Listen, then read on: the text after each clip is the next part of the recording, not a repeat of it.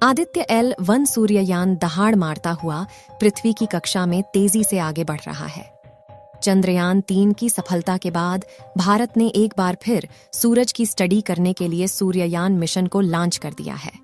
हमारा Aditya L1 mission सूर्ययान 2 सितंबर 2023 को रविवार के दिन दोपहर के 11:50 पर श्रीहरिकोटा में स्थित सतीश धवन स्पेस सेंटर से सूरज की सफल उड़ान के लिए रवाना होता है। भारत का यह पहला सूर्य मिशन है जो कि सूर्य के पास जाकर सूरज के बारे में स्टडी करेगा। हालांकि इससे पहले नासा भी सूर्य मिशन कर चुका है, लेकिन भारत के आदित्य L1 का उद्देश्य बिल्कुल अलग होने वाला है। सूर्ययान आदित्य कहां पर पहुंचा? सूर्ययान आदित्य L1 सूरज की जलती गर्मी का सामना कैसे करेगा? आखिर आदित्य L1 सूरज पर कब तक पहुंचेगा? और इस समय आदित्य L1 क्या कर रहा है? इन सभी प्रश्नों के जवाब जानने के लिए इस वीडियो के अंत तक अवश्य बने रहे। आदित्य L1 सूरज की सफल उड़ान के लिए जब से रवाना हुआ है, तब से इसरो के वैज्ञानिकों में खुशी का माहौल छाया हुआ है, क्योंकि चंद्रयान 3 का सफल होना वैज्ञानिकों को और भी भरोसा दिलाता है कि हमारा सूर्य मिशन जरूर सफल होगा। चंद्रयान 3 को चांद पर पहुंचने में 1 महीना 10 दिन का समय लगा था, जबकि आदित्य L1 को अपने लक्ष्य तक पहुंचने में लगभग 4 महीने का समय लगेगा। यह सफर इतना भी आसान नहीं होने वाला है। इसका सफर चंद्रयान 3 से काफी ज्यादा मुश्किलों से भरा होने वाला है। चंद्रयान को लगभग 3,84,000 किलोमीटर की दूरी पर जाना था, जबकि सूर्ययान को धरती से लगभग 10.5 लाख किलोमीटर की दूरी पर जाना है। दोस्तों, पृथ्वी से 10.5 लाख किलोमीटर की दूरी इतना महत्वपूर्ण इसलिए है क्योंकि इस दूरी पर पृथ्वी का गुरुत्वाकर्षण बल और सूर्य का गुरुत्वाकर्षण बल किसी भी वस्तु पर बराबर कार्य करता है, जिससे कि किसी भी यान पर नेट गुरुत्वाकर्षण बल 0 हो जाता है। इसके लिए काफी ज्यादा powerful rocket launch vehicle PSLV-C57 का इस्तेमाल किया गया है। इस समय आदित्य सूर्ययान पृथ्वी की पहली कक्षा को छोड़कर दूसरी कक्षा में प्रवेश कर चुका है। सूर्ययान की कक्षा का बदलाव 5 सितंबर के दिन लगभग सुबह 3 बजे किया गया। जब सारे भारतीय सो रहे थे, तभी इसरो के वैज्ञानिक जाकर इस मिशन पर नजर बनाए बैठे थे। इसरो के वैज्ञानिकों ने जानकारी देते हुए बताया कि अब इसकी अगली कक्षा का बदलाव 10 सितंबर के दिन 2:30 पर किया जाएगा। अब आपके मन में सवाल आ रहा होगा कि क्या यह सूरज की सतह पर लैंडिंग करेगा?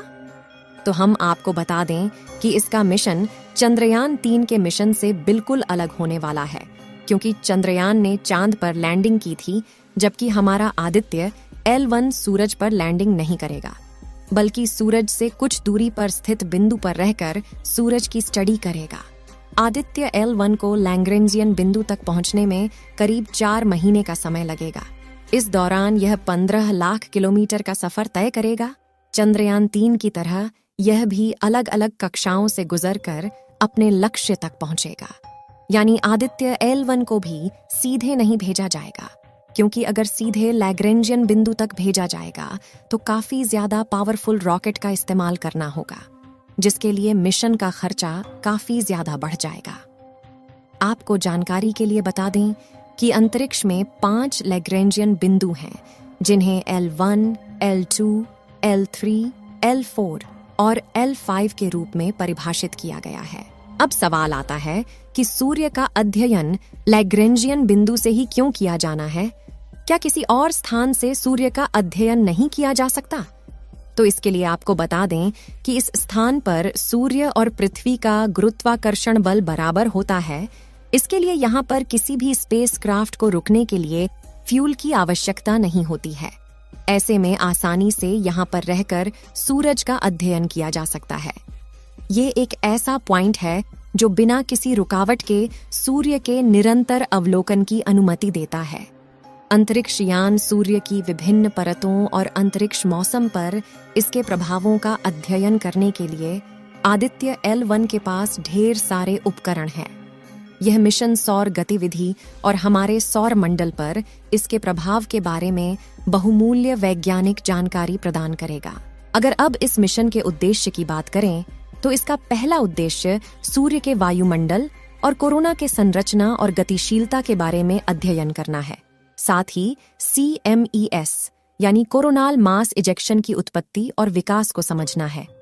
और इसका दूसरा उद्देश्य सौर गतिविधि और अंतरिक्ष मौसम के बीच संबंधों को समझकर अध्ययन करना और साथ ही सौर गतिविधि के प्रभावों को पृथ्वी के वातावरण और जलवायु को समझना है।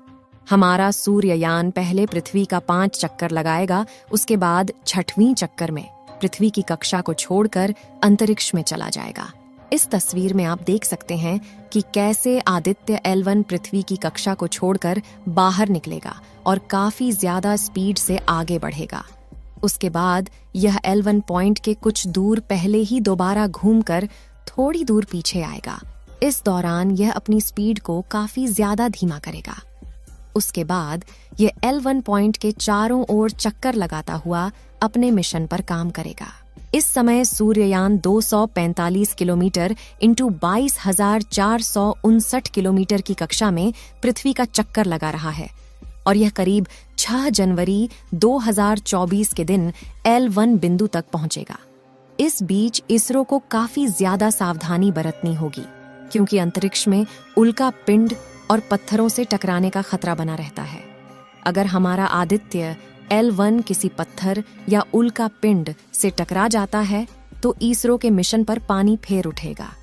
आपके मन में भी सूर्य के लेकर काफी ज्यादा सवाल उठते होंगे। तो चलिए, क्यों ना हम सूरज के बारे में थोड़ी सी जानकारियां आपको देते हैं। धरती से देखने पर हमें सूर्य लाल और पीला रंग का दिखाई देता है और वास्तव में सूर्य का रंग ऐसा ही है क्योंकि सूरज गैसों से बना हुआ आग का गोला है जो कि नाभिकीय संलयन द्वारा लगातार जलता रहता है। हमारी धरती सूर्य से लगभग 15 करोड़ किलोमीटर दूर है और हमारे सौरमंडल में कुल 9 ग्रह मौजूद है। हमारी पृथ्वी सूर्य का तीसरा सबसे नजदीक ग्रह है जो सभी ग्रहों से बिल्कुल अलग है। आग के इस गोले के अंदर का तापमान 1.5 करोड़ डिग्री सेल्सियस बताया जाता है। सूरज पृथ्वी से करीब 13 लाख गुना बड़ा है और इसका गुरुत्वाकर्षण बल भी पृथ्वी से 27 गुना ज्यादा है। आपको जानकर हैरानी होगी कि यह जो तारे हमें आसमान में दिखाई देते हैं, यह सभी तारे सूर्य हैं और कुछ तारे ऐसे हैं जो कि हमारे सूर्य से भी ज्यादा बड़े हैं। और इन सभी सूरज के पास भी काफी ज्यादा ग्रह है जो कि उनका अलग अलग चक्कर लगाते हैं। जिस तरह नवग्रह सूर्य के चक्कर लगाते हैं, इसी तरह इन सभी तारे के पास भी अनेक ग्रह हैं जो कि इनके चक्कर लगाते रहते हैं। हमारा सूर्ययान आदित्य L1 16 दिनों तक पृथ्वी की कक्षा में चक्कर लगाएगा, उसके बाद अंतरिक्ष में चला जाएगा। सूर्ययान के सफल होने की दुआएं आप लोग कमेंट बॉक्स में करते रहें। इस वीडियो को एक लाइक जरूर करें और अपने मित्रों तक इस वीडियो को शेयर करें ताकि उन्हें भी जानकारी मिल सके। और अपने भरोसेमंद चैनल को सब्सक्राइब जरूर करें और बेल आइकन को ऑल पर सिलेक्ट करना बिल्कुल ना भूलें। मिलते हैं किसी और नॉलेजेबल वीडियो के साथ। वीडियो को अंत तक देखने के लिए धन्यवाद।